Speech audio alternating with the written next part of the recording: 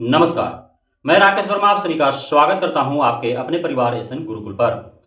बिहार में नियोजित शिक्षकों को राज्यकर्मी का दर्जा प्रदान करने हेतु क्षमता परीक्षा का आयोजन किया जा रहा है।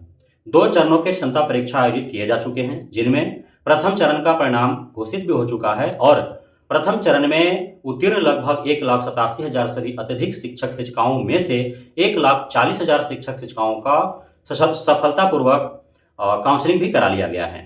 बचे हुए जो लगभग 48,000 शिक्षक शिक्षिकाएं हैं, उनका काउंसलिंग हेतु शेड्यूल जारी कर दिया गया है। उनसे आवेदन लिए जा रहे हैं एवं पोर्टल खोल दिया गया है। जिनको डाटा एडिटिंग करना है या फिर जिनको डॉक्यूमेंट्स रीअपलोड करना है, उस हेतु उनको सुविधा प्रदान की गई है। लेकिन इसमें कई ऐसे शिक्षक शिक्षिकाएं हैं जिनके साथ कई सारे समस्याएं हैं और वे रीशेड्यूल जारी होने के उपरांत भी पोर्टल खोल देने के बाद भी न तो डाटा एडिट कर पा रहे हैं और न ही डॉक्यूमेंट्स रीअपलोड कर पा रहे हैं। वैसे शिक्षक शिक्षिकाएं जिनका आधार और आवेदन में नाम में अंतर है, डेट ऑफ बर्थ में अंतर है, या फिर आवेदन करते समय उनका लिंग जो है वो परिवर्तन हो गया, अर्थात वो मेल है तो फीमेल हो गया, फीमेल है तो मेल हो गया, या फिर आधार नंबर जो है वो गलत प्रविष्ट हो गया, तो उन सभी को शिक्षा विभाग के द्वारा निर्देशित किया गया है कि वे एक आवेदन लिखें। जो भी उनका गलती है, ऑनलाइन आवेदन जो उन्होंने क्षमता परीक्षा हेतु दिया था और उसमें जो भी दिक्कत है, जो भी त्रुटियां हैं, तो उसे दर्शाते हुए जिला शिक्षा पदाधिकारी एवं जिला कार्यक्रम पदाधिकारी को आवेदन लिखना है। आवेदन में वो दर्शा देंगे कि क्या फॉल्ट्स है और किसमें वो सुधार करवाना चाहते हैं। उस आवेदन के आधार पर जिला कार्यक्रम पदाधिकारी अपने लॉगिन से लॉगिन करके और उनका जो भी गलती है, प्रविष्टि हो गई है, उसका वो सुधार करेंगे। साथ ही जो आवेदन उनके द्वारा लिखा जाएगा, वो आवेदन को जो है उसमें अपलोड कर देंगे। तो उसमें जो है आपको जो भी त्रुटियां हैं आवेदन में, आधार और आवेदन में जो अंतर हो जाने के कारण आपका ओटीपी नहीं प्राप्त हो पाया और काउंसलिंग नहीं हो पाया, काउंसलिंग होल्ड कर दिया गया, तो उसके लिए आपको प्रावधान है कि आपको जिला शिक्षा पदाधिकारी के नाम से आवेदन लिखना होगा। जिला शिक्षा पदाधिकारी फॉरवर्ड करेंगे जिला कार्यक्रम पदाधिकारी को और उस आवेदन के आधार पर वो अपने लॉगिन से आपका सुधार कर देंगे।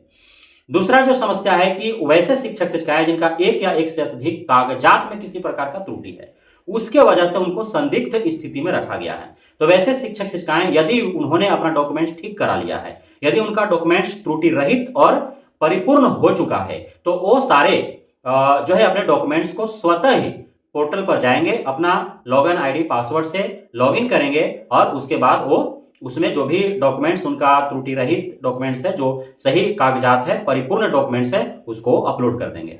यह ध्यान रहे कि जो भी सुधार चाहे आपका डीपीओ के स्तर से हो या आप स्वयं कर रहे हो, पुराना वाला जो भी आपका डाटा है या डॉक्यूमेंट्स है, वो सभी पोर्टल पर यूं ही यथावत रहेंगे और जो आप नया डाटा एडिटिंग करके नया जो आप डाटा फिलअप करेंगे और नया जो आप डॉक्यूमेंट्स अपलोड करेंगे, वो सारे डॉक्यूमेंट्स भी आपको दिखेंगे। तो पूर्व का रिकॉर्ड्स और वर्तमान जो अपडेट हो रहा है, वो सारे आपको दिखेंगे। अब इसमें समस्या किनको हो रही है?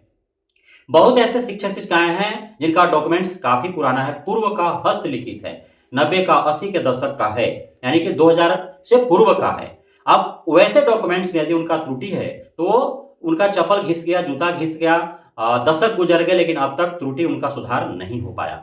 बहुत है ऐसा हमारे शिक्षक शिक्षिकाएं हैं जिनका डॉक्यूमेंट्स उनका सब चीज सही है, लेकिन मूल प्रमाण पत्र जो है, चाहे उनका टेट का मूल प्रमाण पत्र हो, चाहे उनका नियोजन मूल प्रपत्र हो, या फिर अन्य डॉक्यूमेंट्स जो है शिक्षा विभाग के निर्देशानुरूप समय समय पर विभागीय कार्यालयों में जमा करा दिया गया है और बाद में जो है विभागीय स्तर से उनको प्रदान नहीं किया गया। और जब वे अपने कागजात वापसी के लिए जाते हैं, तो पता चलता है कि कागजात ही उनका ऑफिस से गुम हो गया है, भूल गया है। और उसके वजह से हजारों की तादाद में शिक्षक शिक्षिकाएं हैं जो अपना मूल प्रमाण पत्र काउंसलिंग के समय नहीं दे पाए, जिस कारण उनका काउंसलिंग नहीं हो पाया, होल्ड कर दिया गया, उनको संदिग्ध में रखा गया है।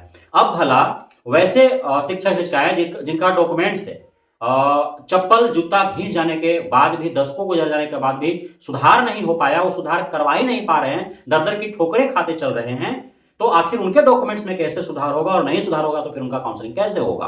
और वैसे शिक्षक शिक्षिकाएं जिनका मूल कागजात विभागीय कार्यालय में जमा है, वहां से उनको रिटर्न नहीं दिया गया, तो आखिर वो मूल प्रमाण पत्र कैसे प्रस्तुत कर सके? अभी काउंसलिंग के दरमियान उनका काउंसलिंग कैसे हो पाएगा? इस प्रकार की समस्याएं हैं। तो अब इसके लिए विभागीय स्तर से, चूंकि मैंने अपने इस चैनल के माध्यम से बारंबार हमारे शिक्षा विभाग के अपर मुख्य सचिव डॉक्टर एस सिद्धार्थ एवं शिक्षा मंत्री सुनील कुमार से पीड़ित शिक्षकों की ओर से मांगे करते रहा हूं कि ऐसे शिक्षक शिक्षिकाओं के लिए क्या वैकल्पिक व्यवस्था है, क्या दिशा निर्देश है। अंततः यदि कोई अपने डॉक्यूमेंट्स को जो त्रुटिपूर्ण है, यदि त्रुटि रहित नहीं कर पाता है, कोई जिसका कागजात स्वतः ही भूल गया, खो गया, भीग गया, जल गया, या फिर विभागीय कमियों के वजह से उनके पास जमा था वो मिल नहीं पाया, यदि उस स्थिति में पूरा डॉक्यूमेंट्स वो नहीं दे पाते हैं तो क्या उनके लिए दिशा निर्देश है, क्या अंततः इस प्रकार के शिक्षक नियोजित ही रह जाएंगे, उनके लिए क्या दिशा निर्देश है, तो इनके लिए भी गाइडलाइन जारी होना चाहिए। अभी फिलहाल वैसे शिक्षक शिक्षिकाएं जिनका थोड़ा बहुत आवेदन में, आधार में, डॉक्यूमेंट्स में त्रुटि है और वे सुधरवा लिए हैं, तो उनके लिए सुनहरा अवसर है कि आप जो है वेबसाइट पोर्टल खुला हुआ है, आप जाकर के वहां से अपना रीअपलोड कर सकते हैं। डाटा एडिटिंग जो है, जिसमें डेट ऑफ बर्थ हो गया, आपका नाम हो गया, या फिर आपका आधार नंबर में किसी प्रकार की गलती है, तो उसके लिए आपको आवेदन हर हाल में देना होगा, उसी के आधार पर आपका सुधार होगा। तो ये आपको ध्यान में रखना है। बहुत बहुत धन्यवाद आप सभी साथियों का हमारे साथ जुड़े रहने के लिए, बनाने के लिए, मितना प्यार देने के लिए, भरोसा बनाए रखने के लिए।